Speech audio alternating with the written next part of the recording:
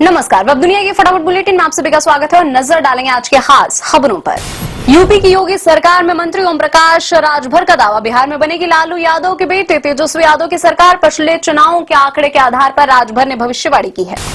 बिहार में मंगलवार को दूसरे चरण के लिए होगा मतदान। दूसरे चरण में 122 सीटों पर होगा मतदान। पहले चरण में 121 सीटों पर हुआ था रिकॉर्ड मतदान।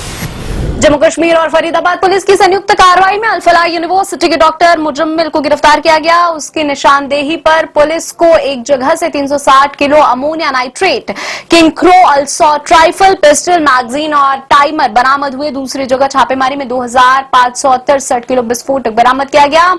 आतंकी मॉड्यूल से जुड़े कुल 8 लोग गिरफ्तार। जम्मू कश्मीर पुलिस ने लखनऊ के डॉक्टर को पकड़ा। बताया जा रहा है कि महिला डॉक्टर शाहीन शाहिद आतंकी मॉड्यूल का हिस्सा है। सुप्रीम कोर्ट में सीजेआई बीआर गवई ने एआई के दुरुपयोग पर चिंता जताई। कहा, हमने भी अपने मौफ तस्वीरें देखी है। एक जनहित याचिका में न्यायपालिका में एआई के लिए पॉलिसी और जवाबदेही की मांग की गई है। सुप्रीम कोर्ट ने सांसद अमृतपाल सिंह की एनएसए हिरासत को चुनौती याचिका पर विचार करने से इनकार किया। कोर्ट ने अमृतपाल को पंजाब एवं हरियाणा हाईकोर्ट में याचिका दायर करने की सलाह दी। गुजरात एटीएस का खुलासा, गुजरात से गिरफ्तार आईएसआईएस के संदिग्ध आतंकियों ने लखनऊ में बड़े हमले की साजिश रची थी। उनके निशाने पर यहां आरएसएस दफ्तर था। पकड़े गए संदिग्ध आतंकियों ने आरएसएस दफ्तर की रेकी भी की थी। पश्चिम बंगाल के मुख्यमंत्री ने आरोप लगाया है एसआईआर कुछ और नहीं बल्कि सुपर इमरजेंसी है। कहा, भाजपा भले मुझे जेल भेज दे, मेरा गला काट दे, लेकिन लोगों के मताधिकार को ना कुचले। पश्चिम बंगाल की मुख्यमंत्री ममता बनर्जी ने सिलीगुड़ी में कहा, कुछ मुद्राओं को चलन से बाहर करना नोटबंदी थी और एसआईआर वोटबंदी है।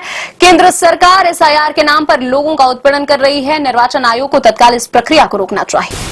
दिल्ली पुलिस ने भारत भर में सक्रिय कई साइबर धोखाधड़ी गिरोह का भांडाफोड़ किया। पुलिस ने बड़े पैमाने पर डिजिटल अरेस्ट और निवेश धोखाधड़ी गिरोह में शामिल 4 लोगों को गिरफ्तार किया है। दुबई स्थित संचालकों से जुड़ी 5 करोड़ रुपए की क्रिप्टो करेंसी का भी पता लगाया गया है।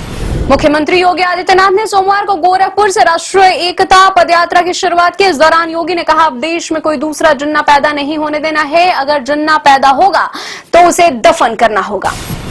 समाजवादी पार्टी के राष्ट्रीय अध्यक्ष अखिलेश यादव ने सोमवार को नोटबंदी की 9वीं वर्षगांठ पर बीजेपी को जमकर घेरा। उन्होंने नोटबंदी को खजांची का जन्मदिन बताते हुए कहा कि बीजेपी ने काले धन को सफेद धन में बदल दिया और अब तक यह खजांची 9 साल का हो चुका है।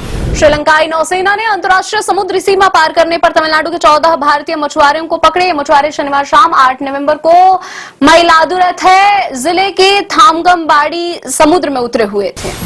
दिल्ली के साउथ पटेल नगर से एक स्पोर्ट्स यूटिलिटी व्हीकल चोरी करने के आरोप में 25 वर्षीय एक व्यक्ति को यूपी से गिरफ्तार किया गया। पुलिस ने बताया, यूपी के सिकंदराबाद निवासी आरोपी अनिल को थार में छूटे एप्पल आईपॉड की मदद से पकड़ लिया गया। हमारी की कार्यपालिका और विधायिका में बजट को लेकर जारी गतिरोध से उत्पन्न संकट 40वें दिन में प्रवेश कर गया। इसकी वजह से देश के विभिन्न हवाई अड्डों से उड़ानों को रद्द करना पड़ रहा है। शटडाउन की वजह से विमान नियंत्रण कार्यालय के कर्मियों को वेतन नहीं दिया जा पा रहा है और ऐसे में कर्मचारियों की संख्या कम करनी पड़ी है। अज्ञात हमलावरों ने सोमवार रात बांग्लादेश के अंतरिम सरकार के प्रमुख मोहम्मद यूनुस के ग्रामीण बैंक के मुख्यालय के बाहर देसी बम का विस्फोट किया। यह हमला बांग्लादेश के राजनीतिक परिदृश्य में बढ़ते तनाव के बीच ढाका में हुई छीटपुट हिंसा की कई घटनाओं में से एक था। पाकिस्तान में पंजाब सरकार के पुरातत्व विभाग ने लाहौर से लगभग 220 किलोमीटर दूर हड़प्पा के खंडरों के पास 16वीं सदी की सराय खोजी। एक अधिकारी ने बताया, यह सराय शेरशाह सूरी के काल की है। शेयर बाजार में तेजी। बीएसई सेंसेक्स 319 अंक की बढ़त के साथ 83,535 अंक पर हुआ बंद। एनएसई निफ्टी 82 अंक चढ़कर 25,574 अंक पर हुआ बंद। डॉलर के मुकाबले रुपया 6 पैसे टूटा। दिग्गज एक्टर धर्मेंद्र अस्पताल में भर्ती, डॉक्टरों की टीम कर रही है एक्टर की सेहत पर नजर।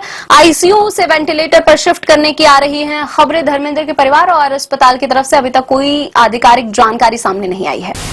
फिल्म धुरंधर से संजय दत्त का फर्स्ट लुक पोस्टर हुआ रिलीज। फिल्म में जिन का किरदार निभाएंगे संजय, रणवीर सिंह, अर्जुन रामपाल और आर माधवन भी आएंगे नजर। आदित्य धर के निर्देशक में बनी धुरंधर 5 सितंबर को होगी रिलीज। ये थी आज की फटाफट बुलेटिन। ऐसे ही ताजा अपडेट्स के लिए बने रहे हमारे साथ, यानी कि विजिट करें वेब दुनिया पर।